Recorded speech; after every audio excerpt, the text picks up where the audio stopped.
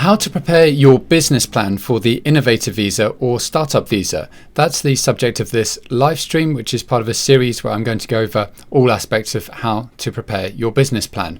Now, in the first of this series, we're going to have a look at the areas of businesses that you should focus on. What type of business will qualify for the Innovator visa or Startup visa, and how can you then prepare your business plan accordingly? So let's make a start. So the first area that I want to touch on is that it's not necessary for you to be the tech professional. You can be an entrepreneur and outsource that aspect of things. You need to have the vision, you need to have a purpose, and you need to have the expertise in your field in order to make a success of any business. And those sorts of considerations apply here as well. So you need to have a business plan which really reflects your expertise and experience and in a technology or digital field in the main in order to qualify for a startup visa or innovator visa.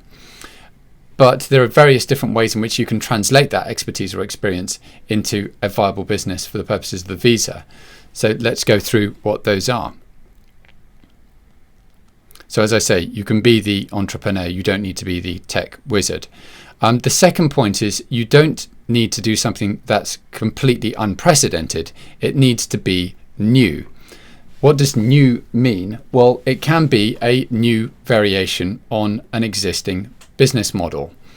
And as I've said on this video channel, my other videos about the Innovator visa, it can be a variation on an existing model, and there are plenty of successful examples in the technology field and digital field where businesses have been built on the basis of precedents. So you need to have a particular angle, again, which relates to your experience and expertise, through a medium that can have already been done, but it needs to be a new variation. In fact, the most successful businesses are based on an existing demand and on proven market research. What's the best market research you can do? Well, it's of a software product, for example, or an online learning product, which we'll come to in a moment, which is already selling. And what you do is produce a superior version of that. You produce content which is better than that which is already selling. Again, based on your own unique angle, or you commission such content and then you sell it through either the same delivery mechanisms, whether that's within digital marketing or traditional marketing, and you then have a proven basis for your efforts, and you have your market research done for you. Then you set up with competitors.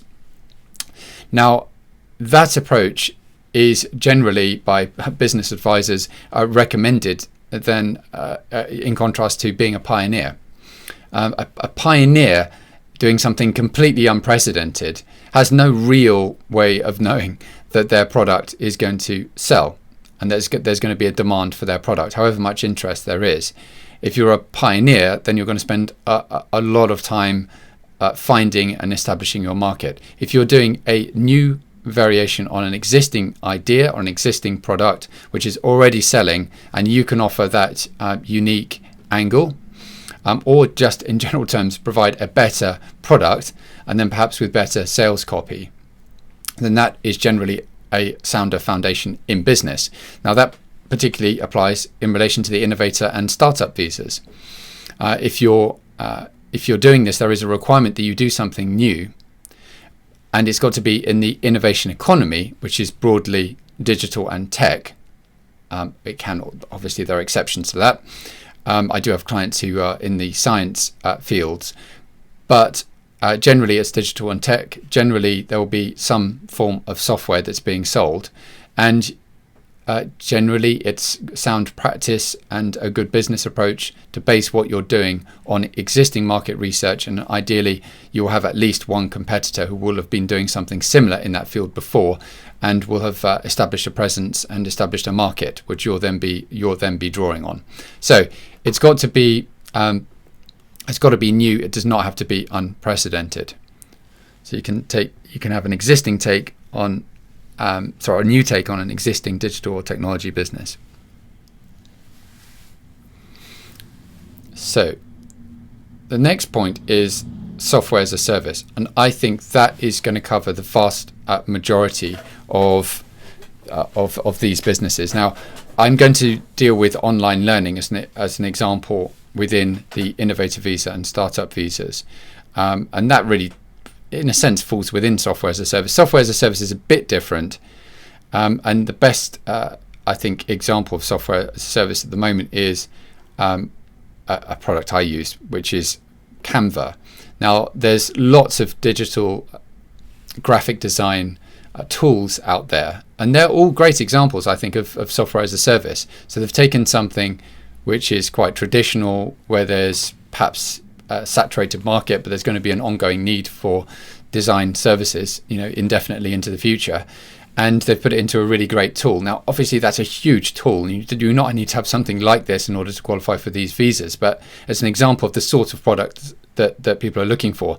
Now, you could produce, subject to your skill set or entrepreneurial acumen, a service, software as a service, in relation to graphic design, perhaps in relation to something very specific, like for architects, for example, or a subset of architects, which is like Canva in that you have a series of software tools that enable your client base to more easily achieve what they want to achieve. That is something which is perhaps pretty heavy on delivery costs. There are plenty of examples of software as a service which can be produced at a much lower cost base. But I think it's a good example in that there are no employees actually servicing your clients. Everything is done through the software in the main, except for perhaps a support service. In other words, customer support. But beyond that, the whole idea of software as a service is that it's automated.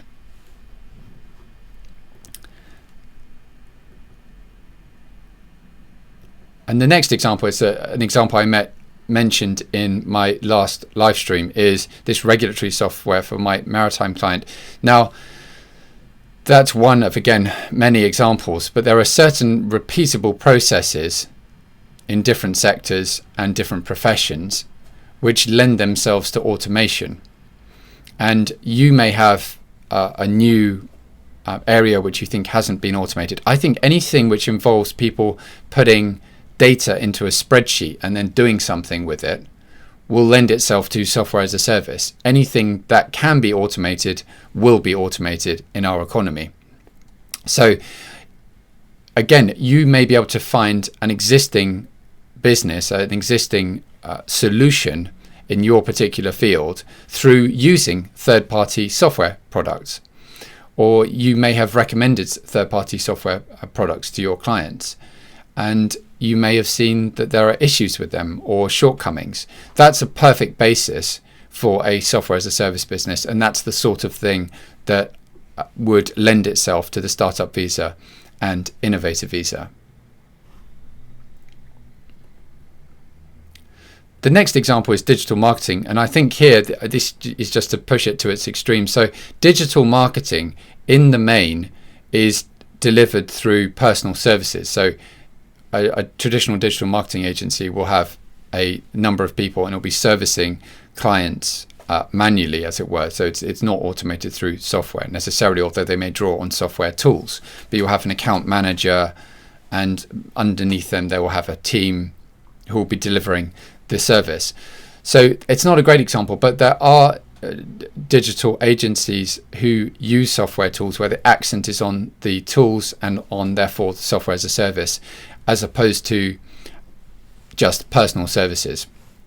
And that's why I've included it there. And I do have an example, a client who's doing this for the Innovator visa, so digital marketing agency. So if you have any businesses in those domains or ideas in those domains, I'm very happy to speak with you. If you want to contact me, I have a free consultation service. You can just drop me a message on WhatsApp on the number just below, or send me an email. Let's have a look at the other areas. And this is perhaps one which most interests me, and it's online learning. And there are some examples of the big platforms, Udemy, Uthena, and Stack Skills. Now, all of these are existing products, and all of these are online learning platforms where people are basically selling courses, online courses.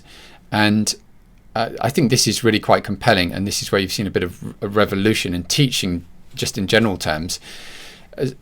People are able to produce courses, and whether you're actually live, as I am now, live streaming or not, once you produce a video, and that can be in the form of a webinar like this, and that content is up there somewhere on a platform, in this case on YouTube, then that can be accessed indefinitely into the future, and by many, many more people than if you were just delivering a lecture in a lecture hall somewhere where you'd have a small gathering of people. I mean, if you give you give lectures, or you're a teacher, and you teach classrooms of 30, 40 people on a regular basis, you can never match the audience reach that you can get with digital with the digital medium and online courses.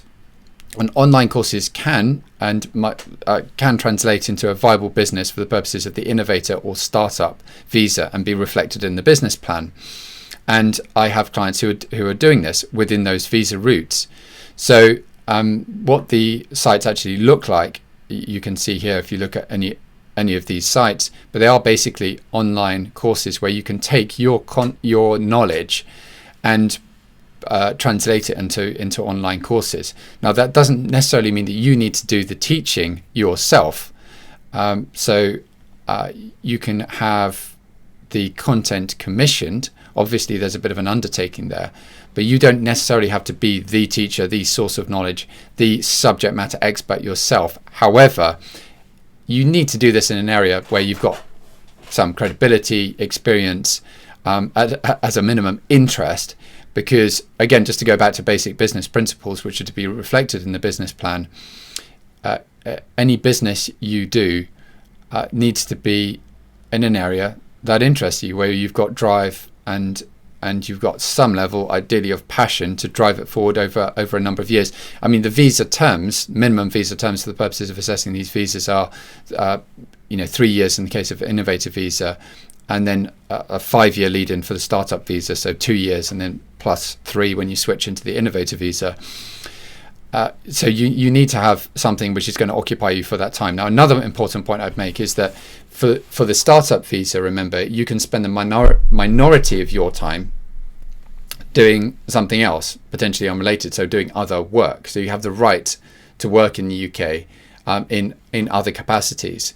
So that's, I think, to allow people on a startup visa to start generating some revenue, and it's recognized that they might have to do other work in order to make a success of their business. But once you switch to the Innovator visa, you need to have all of your time on the UK business that you establish, even if it has international elements. Indeed, it's intended that it have international elements because it's got to be scalable to international marketplaces. So you can have branches abroad, you can be abroad for most of the time. I mean, you've got to be here for 180 days in order to qualify for the purposes of the indefinite leave to remain. But you can be abroad for up to half of the year, if you like, doing business in relation to your main activity under the Innovator visa, which is related to it. But my point is, on a startup visa, you only have to spend the majority of your time on your main business. For the Innovator visa, you need to spend all of it on your business exclusively. So bear that in mind, and I think that should be reflected in the business plan as well. One of the tests under the business plan is going to be financial viability. So when your business plan is assessed by the endorsing body and by the Home Office upon any interview, they'll be looking at viability, and that includes financial viability. In other words, where is the money coming from? And that's one of the key elements for a business plan. Are you getting money from investment? Do you have savings? What would it actually take to deliver your business plan? And where is the money going to come from to achieve that? So those are the key points I wanted to make. I mean, if you want assistance with building up any of these models, I'm working with some specialists, business consultants, to help my clients develop their business models and business ideas and translate their existing businesses into the UK context. I'd be very happy to help you. I have a free consultation service. You can get in touch with me by dropping me a message on WhatsApp, or you can send me an email. Thanks very much for watching this video.